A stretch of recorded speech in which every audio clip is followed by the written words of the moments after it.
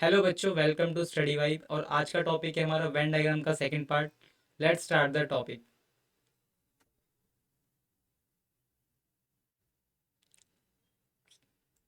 Complete हो गया second part. Second part में हम देखेंगे सेकंड टाइप के जो क्वेश्चंस होते हैं वेन डायग्राम में। इसमें आपको कुछ नेम्स गिवंस होते हैं और आपको चार ऑप्शन दे रखे होंगे और ऑप्शंस में डायग्राम को शो कर रखे होंगे। ठीक है, आपको उन चारों ऑप्शन में से which option is suitable for given question, ठीक है, उन चारों ऑप्शन में से आपको सही आंसर को टिक करना होगा। ठीक है, तो बेसिक कंसेप्ट से हम स्टार्ट करते हैं। सबसे पहले हम डायग्राम देख लेते हैं। डायग्राम हम कैसे ड्रॉ करेंगे सर? जो पहला डायग्राम है वो ऑल को शो कर रहा है। अब सर ये ऑल का मतलब क्या होता है? ऑल का मतलब ये होता है जब किसी दो सर्कल के बीच में पूरा कनेक्शन बन रहा हो, ऑल कनेक्शन। ठीक है। सेकंड सेकंड है सम रिलेशंस। सम रिलेशंस का मतलब ये है किसी भी दो के बीच में रिलेशंस बनना। ठीक है, सम रिलेशंस का मतलब है किसी भी दो सर्कल के बीच में रिलेशन बनना। ठीक है, और कुछ कॉमन पार्ट होगा उसके अंदर। ठीक है, कुछ कॉमन पार्ट होगा। ठीक है, और नो रिलेशन। नो रिलेशन में सिंपली इनमें देखो आप अलग अलग बना रखा है, दो अलग अलग सर्कल बना देना है आपको। इन दोनों में कुछ भी टच नहीं हो रहा डायग्राम में, इसका मतलब है नो रिलेशन। इन दोनों के बीच में कोई रिलेशन नहीं बन रहा है। नेक्स्ट डायग्राम है आपका, ये जो दो सर्कल के बीच में रिलेशन शो कर रहा है। ठीक है, तो दो सर्कल के बीच में रिलेशन शो कर रहा है, इसका मतलब ये है जो ए है, हम नाम दे देते हैं इसका। हाँ, हम एक मिनट।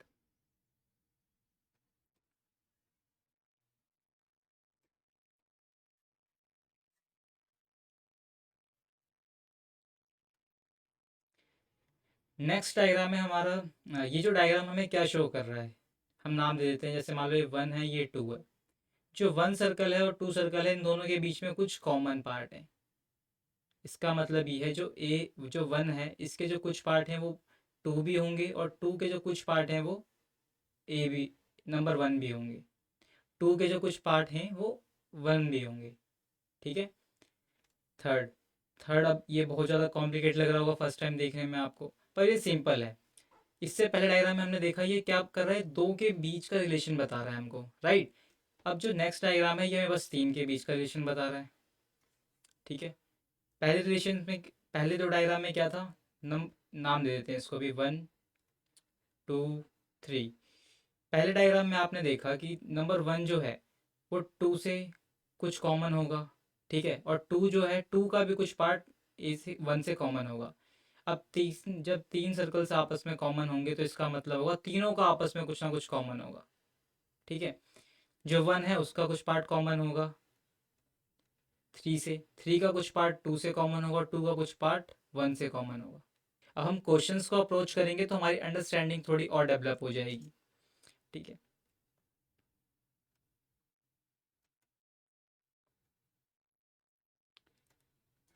ओके, ठीक है, तो क्वेश्चंस में सबसे पहले हम स्टार्ट करते हैं। हम पहला ले लेते हैं वर्ड बर्ड।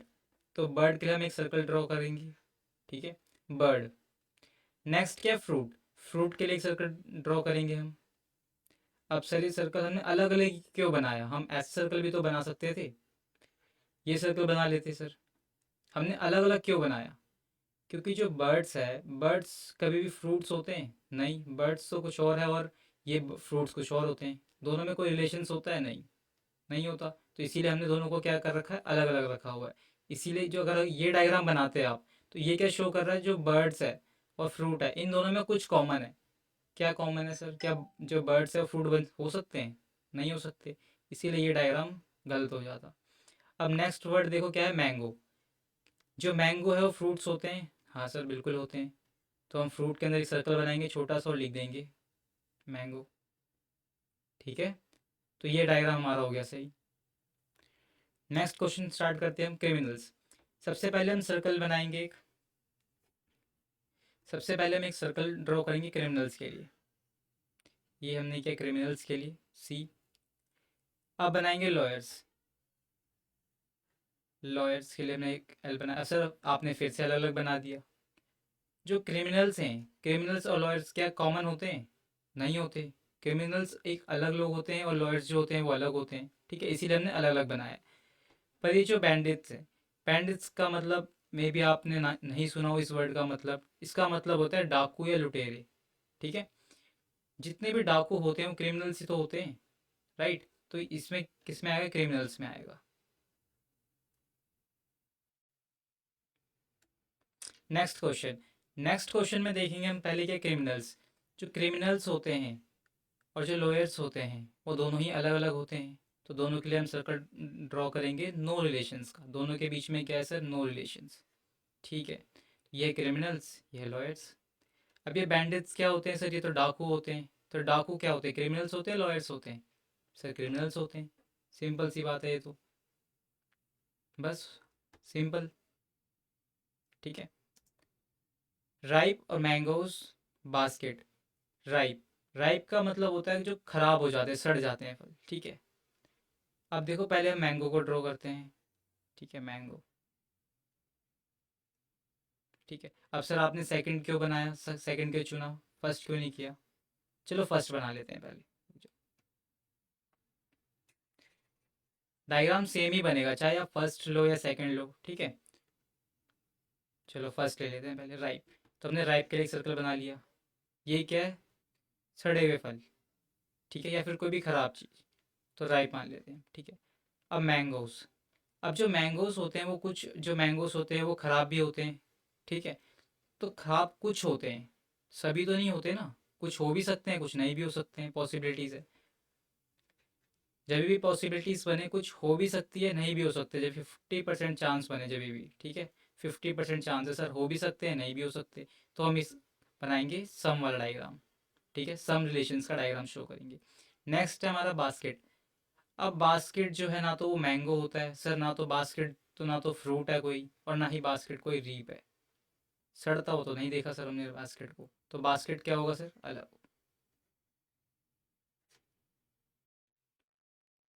ठीक है। हमने देखा पहले चिल्ड्रन लिखा हुआ था, तो हमने चिल्ड्रन के लिए एक सर्कल ड्रॉ कर लिया सर, ठीक है।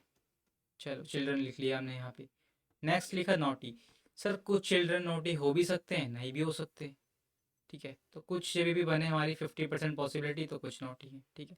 स्टूडियस, नोटी एस, कुछ चिल्ड्रन ऐसे होंगे जो नोटी भी हैं और स्टूडियस भी हैं। तो ये दोनों में कॉमन आ रहा है, दोनों में कॉमन आ रहा है, तो हम डायग्राम बनाएंगे तीनों कॉमन का, ठीक है। अब तीनों के बीच में रिलेशंस बन रहा है, right. Next question, next question में क्या है, पहला हमारा एज, एज फिर है नंबर फिर है 13, ठीक है। तो पहले हमें एक सर्कल ड्रॉ करेंगे, ठीक है, एज, ठीक है। सेकंड सर्कल ड्रॉ करेंगे नंबर के लिए। अब ये सर अलग अलग क्यों बनाया, क्योंकि एज और नंबर दोनों ही अलग अलग होता है, ठीक है। अब नेक्स्ट क्या है, 13, 13 क्या है सर, एक नंबर है 13, ठीक है, ठीक है, वो नंबर में भी कॉमन है। और 13 क्या है, किसी की एज भी तो हो सकती है। जब हम बताते हैं कि हाँ कितने ईयर्स के हैं हम, या फिर एज कितनी है हमारी, हम कुछ बच्चे भी तो हैं जो 13 साल के होते हैं, तो क्या है एज में भी कॉमन है वो, ठीक है। तो वो एज में भी कॉमन आ गया और इसमें भी कॉमन आ गया, ठीक है। तो इन दोनों में कॉमन आ गया तो ये आएगा, ये हो गया 13। अब आप ये सोच रहे होगे सर अभी तो हमने पिछले क्वेश्चन में किया था, जब रिलेशंस बन जाए तीनों में, तो तीनों में ऐसे सर्कल, ऐसा कोई डायग्राम बनता है। इसका मतलब होता है कि तीनों सर्कल के बीच में क्या रिलेशंस बने हुए हैं, ठीक है, तीनों के बीच में कुछ कुछ कॉमन है, कि इन तीनों के बीच में कुछ कॉमन नहीं है, ठीक है। क्यों नहीं है सर कॉमन, 13 जो है वो दोनों में कॉमन है, ठीक है, लेकिन एज और नंबर जो है वो दोनों में कॉमन नहीं है, इसीलिए ये दोनों अलग अलग हैं।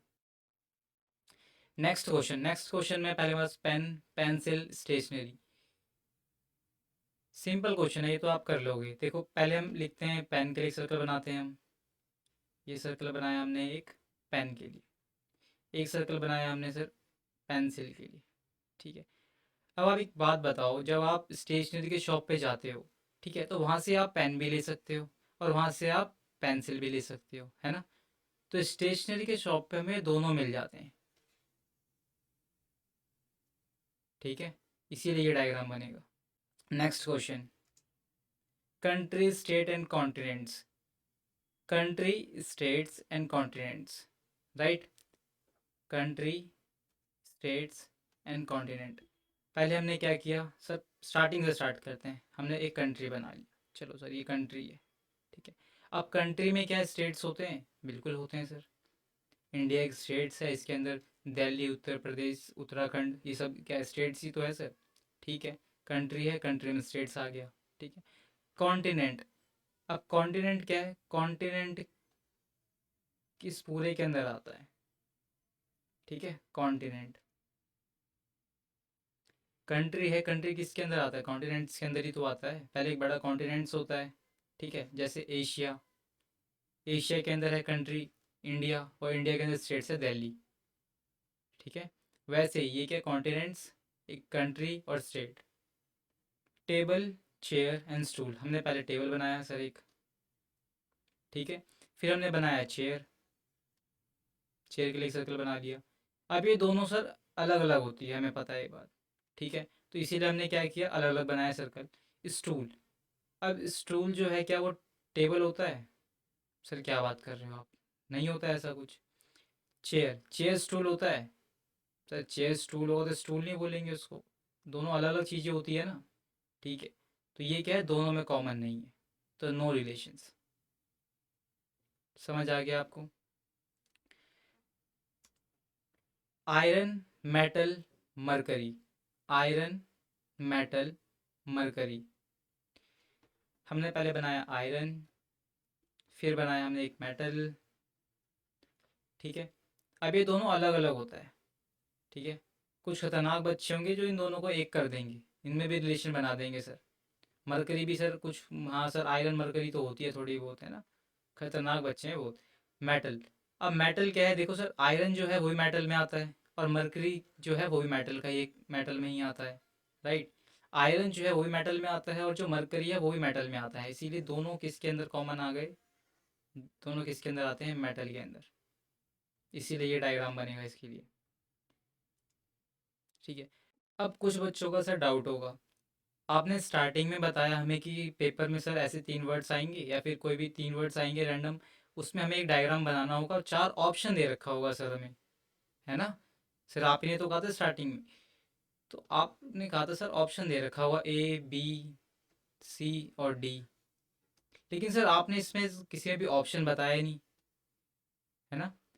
जब आप 4 ऑप्शन देखते हो अपने सामने किसी क्वेश्चंस के, ठीक है, तो आप कंफ्यूज हो जाओगे कि सर ये वाला होगा आंसर, ऑप्शन ए सही होगा, बी सही होगा, या सी सही होगा, तो डी सही होगा।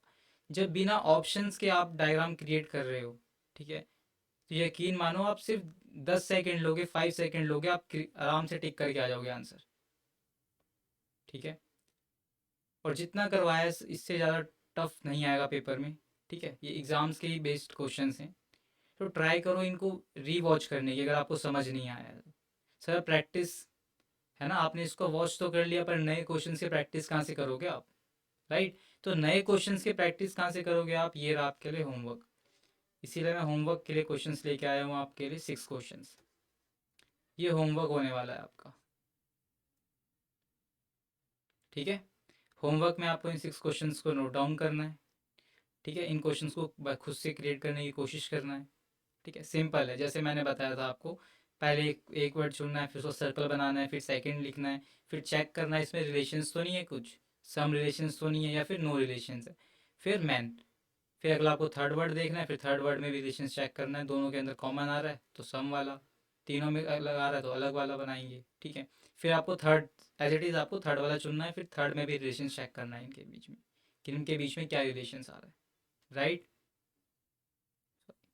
और इसके साथ ही वेन डायग्राम हमारा टॉपिक कंप्लीट हो गया, ठीक है। आई होप आप समझ चुके होंगे वेन डायग्राम के सारे क्वेश्चंस को। टाइप वाइज क्वेश्चंस किए हमने आपकी और क्लैरिटी के लिए, ठीक है। होमवर्क के लिए भी क्वेश्चंस प्रोवाइड किए गए हैं आपको, आप बस इनकी प्रैक्टिस करो, ठीक है। और यहाँ पे हमारा वेन डायग्राम का टॉपिक कंप्लीट होता है।